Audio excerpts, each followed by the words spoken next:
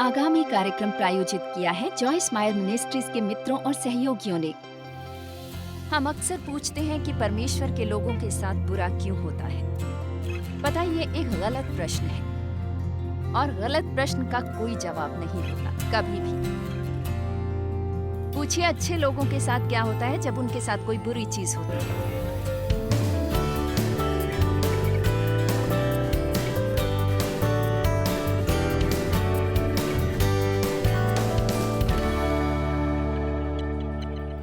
आज बात करेंगे परमेश्वर का इंतजार करने की कला के बारे में।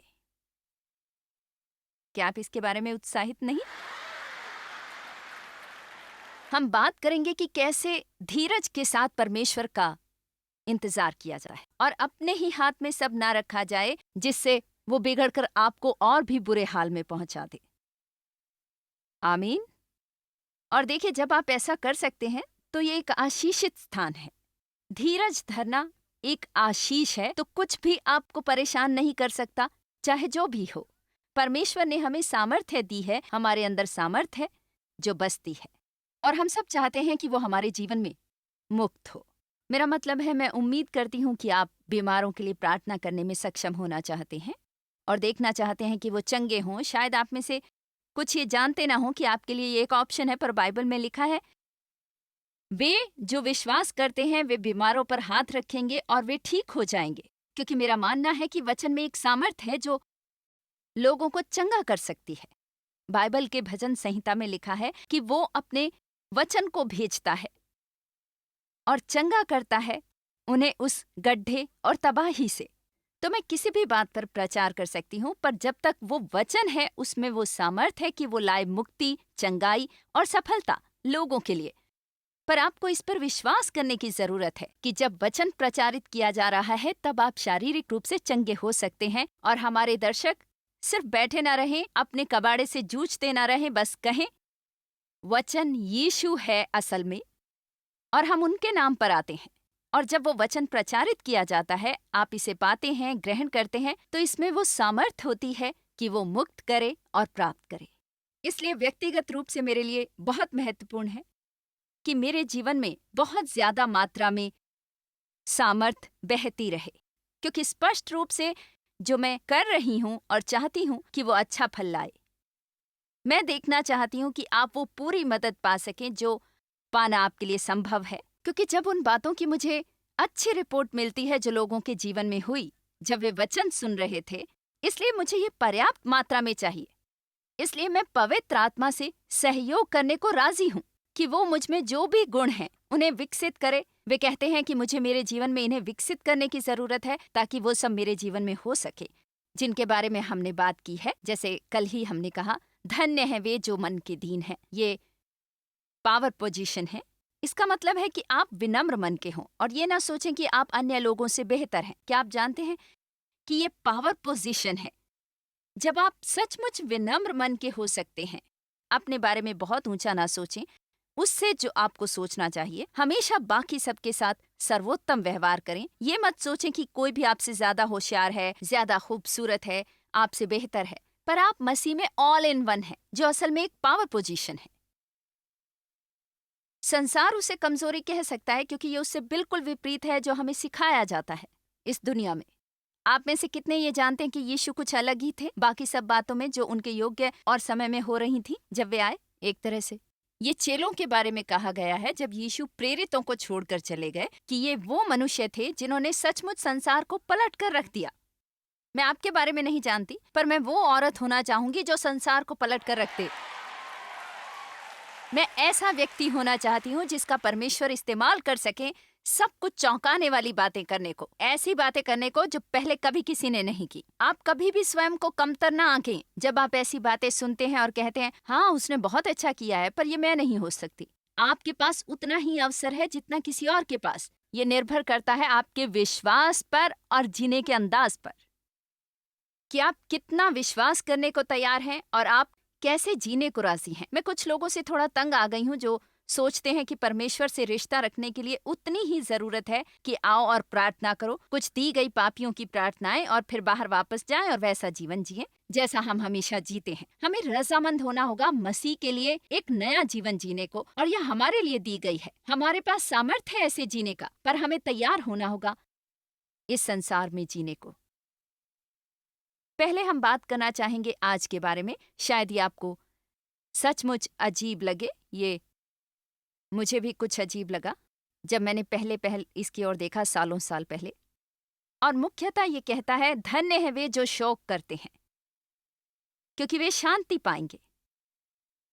भला कैसे आप धन्य हो सकते हैं जब आप शोक मना रहे हो? क्योंकि यदि आप शोक मना रहे हो, इसका मतलब ये है कि आपको कुछ समस्या है, या आपको कहीं ठेस लगी है, या जीवन में कोई बड़ा नुकसान हुआ है। मुझे यकीन है कि दर्शकों में से भी कुछ शोक में होंगे, जिन्होंने कुछ खोया है, नौकरी गंवाई है, किसी को खो दिया है जिसे आप प्रेम करते हैं, आपका कोई दोस्त, और वो आपके बारे में बात करता हो एक बहुत ही दयाहीन तरीके से, और आपने वो रिश्ता गंवा दिया है।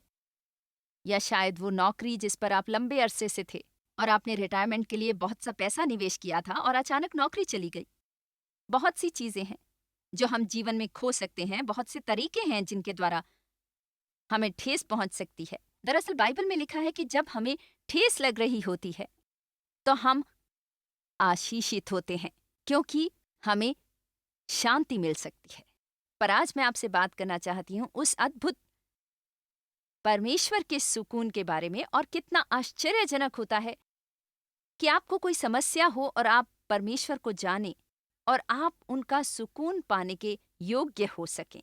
सोचिए, परमेश्वर का सुकून। बस सोचिए संसार भर में उन सब के बारे में जिनकी वही समस्याएं हैं जो आपकी हैं, या उससे भी बदतर, और वे बस हो सकते हैं दुखी दुखी दुखी। और आप ना केवल शांति पा सकते हैं जब आप शोक कर रहे हैं, पर आपको सौभाग्य प्राप्त है, आपको और मुझे सौभाग्य प्राप्त है कि हमें ये विश्वास तंत्र प्राप्त है जिसे परमेश्वर के वचन का समर्थन प्राप्त है। ये पागलपन लगता है, पर ये इतना सच है कि मैं सचमुच इस पर विश्वास कर सकती हूँ कि चाहे मेरे जीवन में समस्या है, दुख है, पर इससे कुछ अच्छा निकलने वाला है। अब ये पागलपन हो सकता है और दुखदाई, इससे मेरे दिल को ठेस लगी हो, पर ये मेरी अच्छाई में ही ढलेगा। मुझे ठेस पहुंच रही है, पर जब मैं इस दौर से गुजर जाऊंगी तो असल में हो जाऊंगी मैं गहरी, समृद्ध और बेहतर और कहीं ज्यादा पावरफुल व्यक्ति उससे जो मैं पहले थी जब मुझे कोई समस्या नहीं थी। पता है, ये उन सबसे बढ़िया लाभों में से एक है, और यीशु मसीह के विश्वासी होने का रहस्य है कि हमें समस्या में होने की जरूरत नहीं, और बस हम कहें खैर ये सब खत्म है, मैं कुछ नहीं कर सकती, ये क्या कबाड़ा है, मैं हर चीज के अंत में हूं। मैं आपको बता दूं, शुरुआत करने के लिए संसार में सबसे अच्छी जगह है समस्याओं का होना। आप हमेशा दोबारा शुरुआत करने के लिए नई जगह ढूंढ सकते हैं। उसका असल में क्या मतलब है? धन्य हैं वे जो शोक करते हैं, क्योंकि वे शांति पाएंगे। मैं सचमुच दुखी हूं, पर मैं वापस ठीक हो जाऊंगी। क्या कोई ये रवैया अपनाएगा? पता है, सचमुच दुखी हूं, मतलब मैं बहुत दुखी हूं, मुझे महसूस होता है कि मैं इसे बर्दाश्त नहीं कर सकती, पर मैं आज ये फैसला कर रही हूं कि मैं वापस ठीक होकर रहूंगी। ये मेरा अंत नहीं होगा। हे संसार, क्या तुम मुझे सुन रहे हो? मैं वापस आने वाली हूं।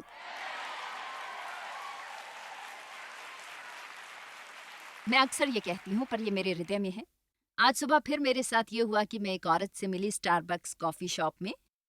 उसने मुझे पहचान लिया टीवी से और कहने लगी कि उसके जीवन में कितनी गड़बड़ थी। कहने लगी मैं बस के नीचे ही आ गई थी। मैंने कहा मेरे साथ भी ऐसा हुआ था, पर मैंने बस चलाने का ही फैसला कर डाला।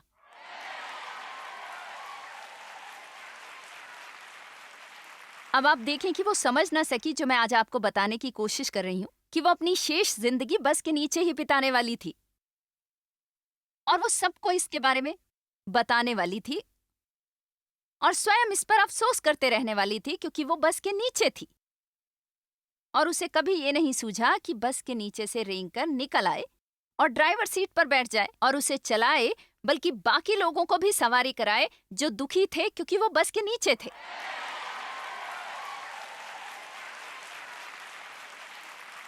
हम अक्सर ये पूछते हैं कि अच्छे लोगों के साथ बुरी बातें क्यों होती हैं।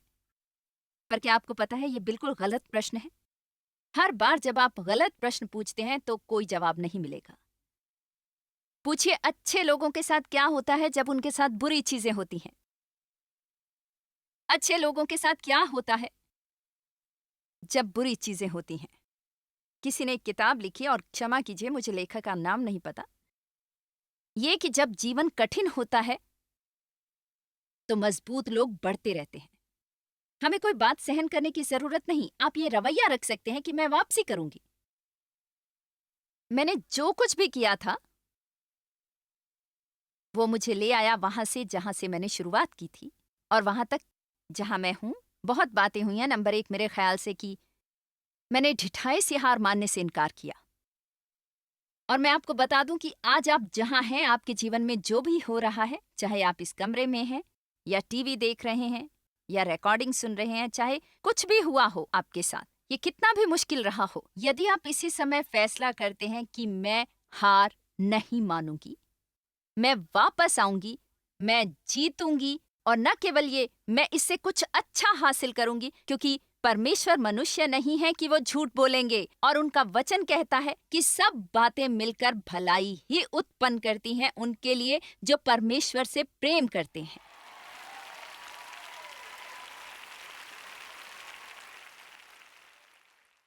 पता है हम जीवन जीते हैं आगे बढ़ते हुए, पर हम इसे समझते हैं पीछे जाते जाते। इसलिए जब आप अपने जीवन में हालात से गुजर रहे हों, ये समझ नहीं आता, इससे इतना दुख होता है कि ये बहुत भयंकर है, बहुत बुरा है। पर आप जानते हैं, मैं जानती हूँ, आप मेरी तरह हैं। आप कुछ साल इस राह पर चले हैं, आप पीछे मुड़ के देखते हैं, ओ माय गॉड, वो बात जो मुझे लगा बहुत भयंकर थी जब मैंने उसे खोया, अब मैं ये समझ पा रही हूँ कि वो रिश्ता मुझे परमेश्वर से जुदा कर रहा था असल में। और वाह, क्या ये अच्छी बात नहीं कि मैंने अपने जीवन में वो रिश्ता खो दिया। मैं आज आपको कुछ अलग अलग बातें बताने वाली हूँ जो मेरे साथ कई सालों में हुई हैं, पर पहले इस पर थोड़ा ज्यादा विचार करें। अच्छे लोगों के साथ क्या होता है जब उनके साथ बुरी चीजें होती हैं, वो आत्मिक रूप से बढ़ते हैं। और इससे बढ़िया बात क्या हो सकती है कि हम आत्मिक रूप से बढ़ें। वे वापस आते हैं, बेहतर होते हैं बजाय बदतर होने की। संसार भरा पड़ा है कड़वाहट से भरे लोगों से, जो क्रोधित हैं, नाराज हैं, उनके मन में कोई फांस है, क्योंकि जीवन ऐसा नहीं रहा जैसा वे चाहते थे कि हो। पता है, शायद आज यहाँ कुछ लोग हों जो टीवी देख रहे हैं, जिनकी बहुत ही सुहानी और खूबसूरत जिंदगी रही हो, पर हम में से ज्यादातर लोगों की राह में कुछ मुश्किलात आई हैं। पर यहाँ कुछ है कि जिनके लिए जीवन दुःस्वप्न से कम नहीं रहा एक लंबे अरसे तक। पर ऐसे समय में आप निराश ना हो, फैसला कर लें कि आप वापसी करने वाले हैं। मैं आपको बताती हूँ, मेरा ये सुझाव है, इसे समझने की कोशिश मत कीजिए।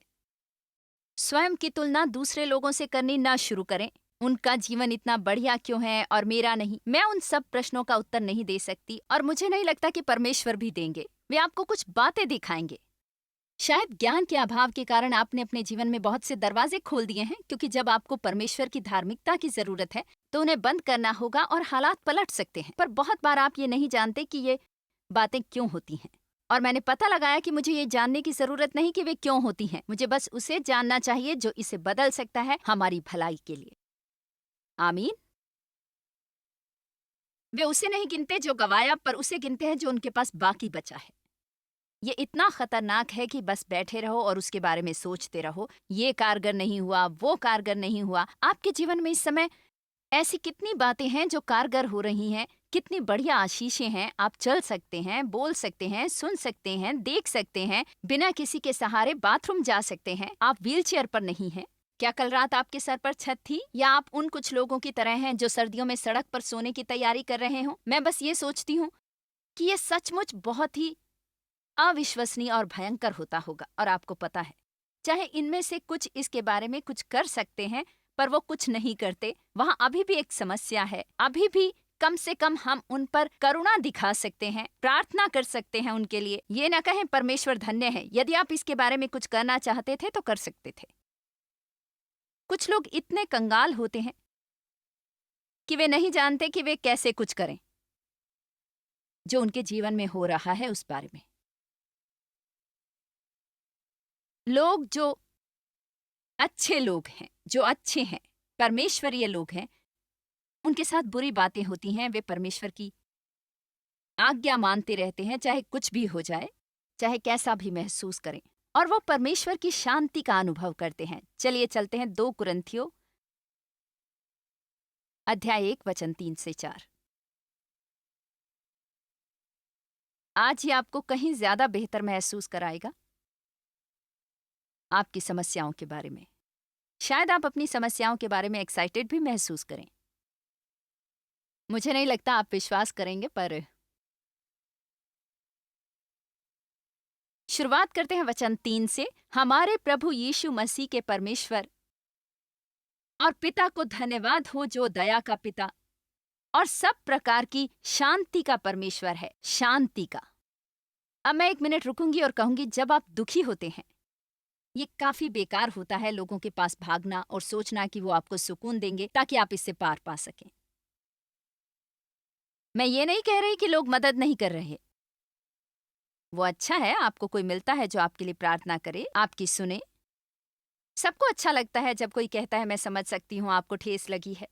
पर उस सब के बावजूद वो हमको इतना सुकून नहीं दे सकते कि हम में शक्ति आए अपने पांव पर खड़े होने की और सही दिशा में जाने की। तो सबसे पहले परमेश्वर के पास जाइए।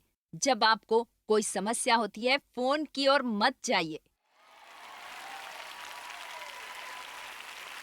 बहुत बार हम ऐसे लोगों के पास जाते हैं जिन्हें ये नहीं पता कि उनके अपने जीवन का कबाड़ उन्हें कैसे साफ करना है, और हम उनसे पूछ रहे हैं कि वे हमारे बारे में क्या करेंगे। मुझे पसंद है कि परमेश्वर समस्त शांति का स्रोत है, और मैं बता दूं, यहाँ भी बहुत से लोग हैं जिन्हें ये सुनने की जरूरत है जो मैंने कहा है अभी अभी।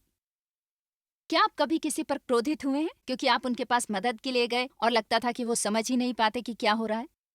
बताइए, क्या कभी कोई अपने पति पर नाराज हुआ है? क्या यहाँ कोई महिला अपने पति से नाराज हुई है क्योंकि आपने उसे ये बताने की कोशिश की कि आपको कितना दुख हुआ और उन्हें बस जैसे कुछ समझ ही ना आया हो? क्योंकि मैंने डेव से कहा है, तुम्हें समझ आए या ना आए, पर कहो कि तुम समझते हो। यह हमारे विवाह के लिए बेहतर होगा यदि इस परिस्थिति में तुम दिखावा करते हो। आमतौर पर मैं चाहती हूँ कि तुम सच्चे रहो, पर इसमें तुम दिखावा कर सकते हो। बस मेरी और बहुत सहानुभूति से देखो, मैं समझ सकता हूँ। और पता है, अब जब वो ऐसा करता है तो मैं बता सकती हूँ कि वो सच नहीं कह रहा, पर फिर भी अच्छा लगता है। कई बार मुझे अपने कुत्तों से ज्यादा सुकून मिलता है बजाय लोगों के। आप में से कितने ये जानते हैं कि सचमुच एक कुत्ता हो जो आपसे प्रेम करता हो, मतलब आपके साथ कुछ हो रहा हो तो वो आपको चूमेगा और वो सब प्यार। आमीन। तो यदि आप ऐसे व्यक्ति हैं जो दूसरों के पास भागे रहते हैं और आपको उनसे चिढ़ होती है क्योंकि वो आपकी बात समझते नहीं, तो परमेश्वर के पास जाना कैसा रहेगा? वचन 4, वो सब हमारे कलेशों में शांति देता है, हर मुसीबत और कलेश में, ताकि हम भी शांति दे सकें, सुकून दे सकें और प्रोत्साहित कर सकें उन्हें जो किसी भी मुसीबत में हैं या दुख में हैं।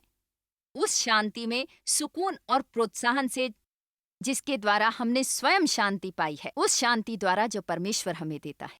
इसलिए अगर मैं इसे पूरी गहराई तक ले जाऊं और देखूं आप मेरे साथ क्या इस पर विश्वास करते हैं। आप जानते हैं, मैं अपने जीवन में विश्वास करती हूँ कि कुछ बातें हैं जिनसे परमेश्वर ने मुझे कहीं जल्दी मुक्त कराया होता बजाय उसके जो उन्होंने किया, पर उन्होंने ऐसा नहीं किया।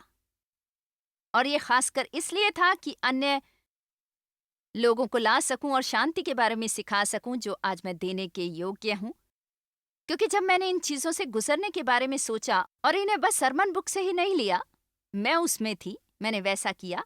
अब मैं क्या बात कर रही हूं, मैं जानती हूं कि परमेश्वर वफादार हैं। इसलिए यदि आप परमेश्वर द्वारा इस्तेमाल किए जाने वाले हैं और आप में ये कहने की हिम्मत है कि परमेश्वर हमें इस्तेमाल करें, अगर आप में हिम्मत है प्रार्थना करने की कि परमेश्वर मेरा इस्तेमाल करो। आप में से कितनों ने इस प्रार्थना की हिम्मत की है? तब क्या होता है जानते हैं? स्वयं को वहां से बस बाहर ले आइए, क्योंकि पता है क्या, परमेश्वर के काम के लिए अनुभव भी होना चाहिए। सिर्फ वो कहना काफी नहीं जो किताब में लिखा है, आपको अनुभव भी होना चाहिए। और बाइबल में लिखा है, जब यीशु ने आज्ञाकारिता सीखी उन बातों द्वारा जिसका दुख स्वयं उन्होंने उठाया। इब्रानियों 5। अब कैसे कोई जिसने कभी कोई अवज्ञा नहीं की वो आज्ञाकारिता सीख सकता है? इसका मतलब है कि उन्होंने आज्ञाकारिता की कीमत सीखी कि सचमुच क्या कीमत चुकानी पड़ती है परमेश्वर की आज्ञा मानकर और उसके लिए तैयार होने में। और बाइबल में लिखा है कि वे तैयार थे और लैस अपने महायाजक के पद के लिए उन चीजों के द्वारा जो उन पर बीती। जानते हैं, मैंने प्रभु सेवा के लिए योग्यता प्राप्त की क्योंकि मैं उससे गुजर चुकी हूँ जो योग्यता मुझे चाहिए यहाँ खड़े होने के लिए। और यदि आप सचमुच किसी और की सहायता प्राप्त करने की योग्यता पाना चाहते हैं और जब आप कहते हैं उसमें सच्ची सामर्थ पाने के लिए, तब आपको परमेश्वर पर भरोसा करना होगा चाहे आप पर कुछ भी बीत रही हो। और आप बेहतर होंगे जब आप दूसरी ओर बाहर निकलेंगे बजाय उसके जब आप इस ओर से अंदर गए थे। और आप जानते हैं बहुत आसान होता है तालियां बजाना जब आप इससे गुजर चुके हैं। आपके पास एक इक्विपमेंट है। मैं आज इस प्रोत्साहन के लिए आभारी हूँ। कुछ बताना चाहती हूँ, जब आप इस कबाड़े के दूसरी ओर आते हैं आपको महसूस होता है जैसे आपकी जान निकल रही हो। ये मुश्किल होता है पर कम से कम ये लाभकारी तो होता है कि कोई आए और कहे कि ये जो हो रहा है अगर तुम इस पर स्थिर रहो तो तुम दूसरी ओर बाहर निकलोगी और तुम बाउंस बैक करोगी और हर चीज बेहतर होगी उससे जो होती यदि तुम्हारे साथ ऐसा नहीं होता जिससे तुम गुजरी हो। आमीन। धन्य है वे जो शोक करते हैं क्योंकि वे शांति पाएंगे। स्वाभाविक है हमारा ये सोचना कि हम आशीषित नहीं जब हम कुछ खो देते हैं। हालांकि अक्सर वो चीजें जिन्हें हम थामे रहते हैं वही वो चीजें हैं जो हमें अलग करती हैं परमेश्वर से एक गहरा रिश्ता रखने के लिए। परमेश्वर ये नहीं चाहते कि आप थोड़े से सतही ही रहें। मैं सप्ताह में एक बार चर्च जाती हूँ, उनसे मेरा ये रिश्ता है। वे नहीं चाहते कि आप उन्हें अपने जीवन में एक छोटे से आत्मिक धार्मिक डिब्बे में डाल दें जबकि आप अपनी बाकी जिंदगी वैसे ही गुजार रहे हैं। वो आपके जीवन में घुसना चाहते हैं, हर एक चीज में शामिल होना चाहते हैं जिसका आपसे संबंध है। आमीन। और कई बार परमेश्वर को हमारे साथ कुछ इस तरीके से काम करना पड़ता है उन बातों के लिए जो हम समझ नहीं पाते। कई बार जिसे हम अपने जीवन की सबसे बड़ी त्रासदी मानते हैं वो बदल जाती है सबसे बड़ी आशीष में। आपको बस यही करना है कि बाइबल में यूसुफ के बारे में सोचें। मतलब देखिए कहानी की शुरुआत कितनी बुरी है। एक छोटा सा लड़का जिसके जीवन में सपने थे और वो बहुत ही खुश मिजाज छोटा लड़का है जिसे लगा कि परमेश्वर उसे इस्तेमाल करना चाहते हैं। अगली बात हमें पता चलती है कि उसके भाई उससे कितनी ईर्ष्या करते हैं और उसे एक गड्ढे में फेंक देते हैं और उसके पिता को बताते हैं कि वो मर गया। वो उसे गुलामों के व्यापारी को बेच देते हैं और वो पहुंच जाता है पोतीफर के घर और जल्दी इंचार्ज बन जाता है। उसे अनुग्रह प्राप्त था और जब परमेश्वर का अनुग्रह आप पर हो कोई फर्क नहीं पड़ता आप कहाँ हैं। पर शैतान अभी भी शैतान है, इसलिए उसने किसी को ढूंढा जिसके जरिए वो काम कर सके। और पोतीफर की पत्नी उससे यौन संबंध बनाना चाहती थी। वो ऐसा नहीं करना चाहता था क्योंकि वो परमेश्वर का आदमी था। वो स्थिर रहा चाहे उसे कोई भी कीमत चुकानी पड़ी। मैंने कहा वो ऐसा नहीं कर रहा था क्योंकि वो परमेश्वर का आदमी था और वो स्थिर रहा चाहे उसे कोई भी कीमत चुकानी पड़ी। जब आप और मैं वैसा रवैया विकसित करते हैं जिसके बारे में यीशु मत्ती अध्याय 5 में कहते हैं, हम खुद को उस पोजीशन में लाते हैं कि आशीषें ग्रहण कर सकें जिनकी सूची वहाँ दी गई है उन रवैयों के साथ। दिलचस्प होता है इनका अध्ययन करना और ये देखना कि शब्द धन्य का संपूर्ण अर्थ क्या है। और शुरू कीजिए एक खुशियों भरी जिंदगी जीना पहले से भी। जॉयस मायर मिनिस्ट्रीज में आप हमारे लिए बहुत ही कीमती हैं, जितना कि आप जानते हैं। हम आपकी सराहना करते हैं और इस सेविकाई को दुनिया भर में संभव बनाने के लिए हम अपने दोस्तों और सहभागियों को धन्यवाद देते हैं। हम साथ मिलकर भूखों को खाना खिलाते हैं, गरीबों को कपड़े देते हैं और कई देशों में सुसमाचार बांटते हैं। अपना प्रार्थना निवेदन भेजने के लिए कृपया आज ही संपर्क कीजिए। हमारे स्रोतों के बारे में और भी जानिए। जॉयस की सभाओं की सूची देखिए हमारे साथ सहभागी बनने के लिए, क्योंकि हम दुनिया भर में मसीह के प्रेम को बांटते हैं।